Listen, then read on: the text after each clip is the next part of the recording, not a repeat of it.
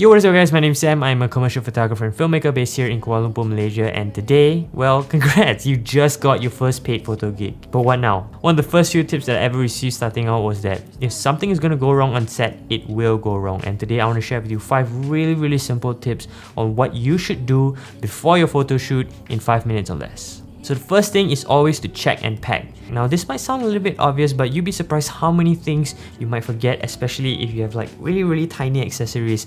For me personally, I've forgotten to bring tripod plates, which just means I can't put my camera on my tripod. So this is very important, and what I do is I always pack the day before. In the morning, I'll actually pack all the stuff that I might need, and then I'll come back in the evening, run through it again one more time and just see if I need anything else. Another extra tip for this is to always put the same pieces of gear into the same slots in your bag. So for example, if I have my 35mm, I will only put it in one slot in my bag.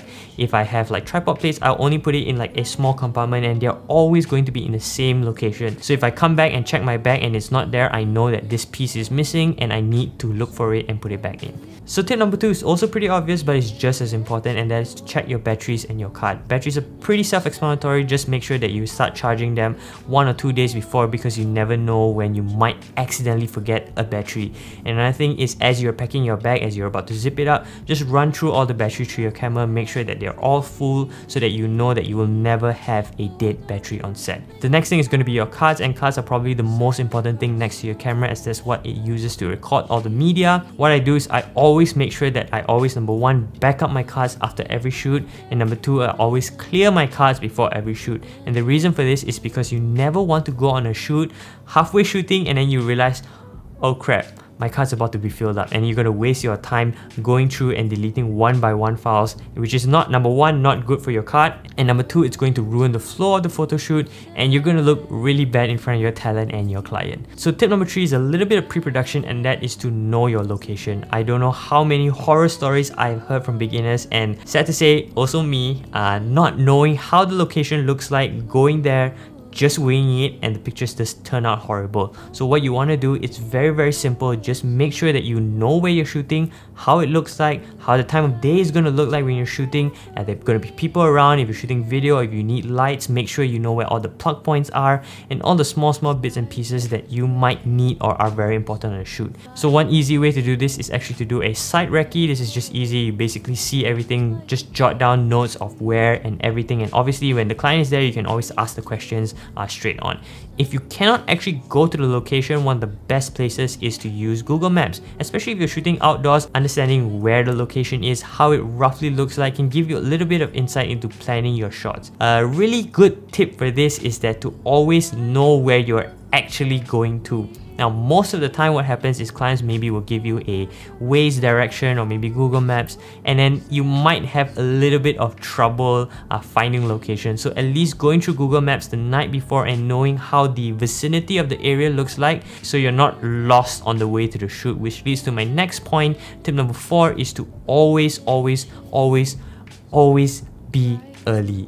I have a personal mantra that I live by, and that is, on time is already too late. For me personally, I always arrive 30 minutes to about an hour before the actual shoot, depending on how much I actually have to set up. And this gives me a chance to do a couple of things. And number 1 is, if I didn't manage to scout out the location in person, I can actually do that right here. I can troubleshoot if there are any problems. Are there too many people on set, not enough plugs, not enough food, and things like that. It's just giving you a little bit of buffer so that if anything does go wrong, it just gives you a little bit of buffer to actually prepare and solve the problem beforehand. And tip number 5 is that if you are not experienced in a photo shoot, one of the best ways is to do research beforehand on certain poses or certain kinds of shots that you want. Actually save the photos into your phone, and that way if you ever are in a creative rut, just whip out your phone, look at some of the example pictures that you've already downloaded, and if you're working with a talent or a model, you can actually show them, hey, could you try out this pose, or you could try out this. And the reason why is, as a photographer, you do need to be in control of the situation.